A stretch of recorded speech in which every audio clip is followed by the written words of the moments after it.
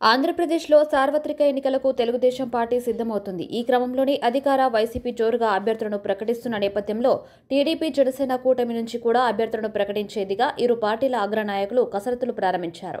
ఈ నేపథ్యంలోనే పొత్తుపై కొంత క్లారిటీ వచ్చినా కొన్ని సీట్ల నుంచి మాత్రం పోటీ చేయబోయే అభ్యర్థులను ప్రకటించే దిశగా ఇరు పార్టీ నేతలు సిద్ధమవుతున్నారు.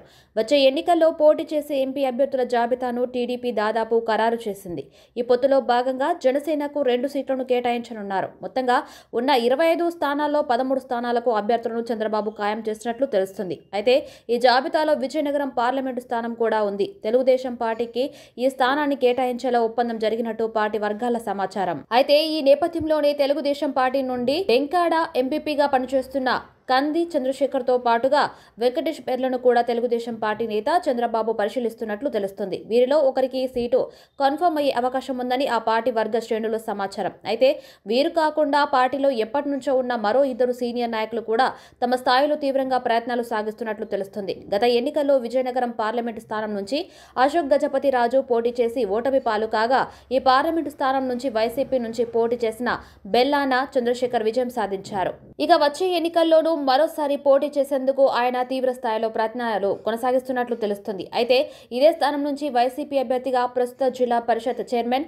మధ్య శ్రీనివాసరావును బరిలోకి దించేందుకు వైసీపీ యోచిస్తున్నట్లు సమాచారం. ఇక వీరిద్దరిలో ఎవరికి సీటు కేటాయించాలన్న దానిపై వైసీపీ ఇంకా నిర్ణయం తీసుకోలేదు. ఇక్కడి అభ్యర్థిని బట్టి కూటమి అభ్యర్థిగా బలమైన వ్యక్తిని బరిలోకి దించాలని టీడీపీ భావిస్తుంది. ప్రస్తుతం పరిశీలిస్తున్న వెంకటేష్ చంద్రశేఖర్తో పాటు విదేశాలు ఉంటున్న ఒక ఎన్ఆర్ఐ పేరును తెలుగుదేశం పరిశీలిస్తున్నట్లుగా సమాచారం. ఇక బొత్స కుటుంబం నుంచి ఎవరైనా బరిలోకి దిగితే వారిని ఎదుర్కొనేందుకు దీటుగా ఆర్థిక బలం ఉన్న వ్యక్తులను ఇక్కడ బరిలోకి దించాలని తెలుగుదేశం పార్టీ భావిస్తుంది. ఇది మాత్రమే కాకుండా ఆర్థిక స్తోమతతో పాటుగా సామాజిక సమీకరణాల లెక్కలను అధిష్టానం వేస్తుంది.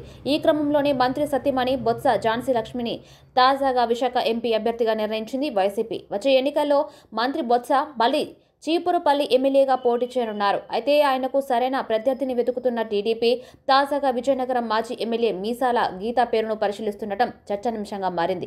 ఇదిలా ఉండగా కాపు సామాజిక వర్గానికి చెందిన అభ్యర్థిని బరిలోకి దించితే విజయావకాశాలు పుష్కలంగా ఉంటాయన్న ఉద్దేశంతోనే చంద్రశేఖర్ పేరును ప్రముఖంగా పరిశీలిస్తున్నట్లు చెబుతున్నారు కొందరు నేతలు.